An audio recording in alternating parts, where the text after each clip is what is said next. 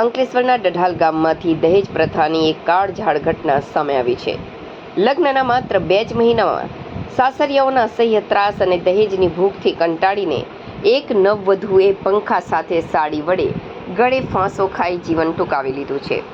આ ચકચારી મામલે અંકલેશ્વર તાલુકા પોલીસે ત્વરિત કાર્યવાહી કરી પતિ સહિત સાસરિયા પક્ષના 5 આરોપીઓની ધરપકડ કરી કાયદેસરની કાર્યવાહી હાથ ધરી છે. પોલીસ મથકેથી મળતી વિગત અનુસાર મૂળ ઉત્તર પ્રદેશના દેવરિયા જિલ્લાના ભગની ગામના વતની વેદ પ્રકાશ લાલ બહાદુર પાસવાને પોતાના દીકરી ઉજાલાબેનના લગ્ન ગત 7 મે 2026ના રોજ અંકલેશ્વરના ડઢાલ ગામમાં આવેલી હરિકૃષ્ણ રેસિડેન્સીમાં રહેતા અજીતકુમાર અવધેશકુમાર પાસવાન સાથે કરાવ્યા હતા.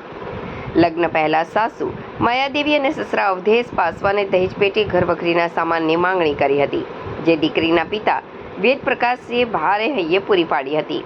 પરંતુ લગ્ન બાદ પણ લોભી સાસરિયાઓની લાલચ ઓછી થઈ ન હતી.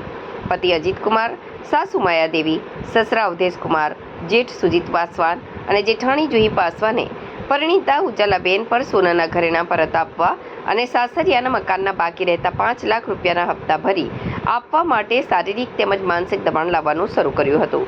આટલું જ નહીં, નવપરિણીત દંપતીને સૂવા માટે અલગ રૂમ પણ આપવામાં આવતો ન હતો અને રોજબરોજ દહેજના મુદ્દે મહેણા ટોણા મારી ઝઘડો કરવામાં આવતો હતો.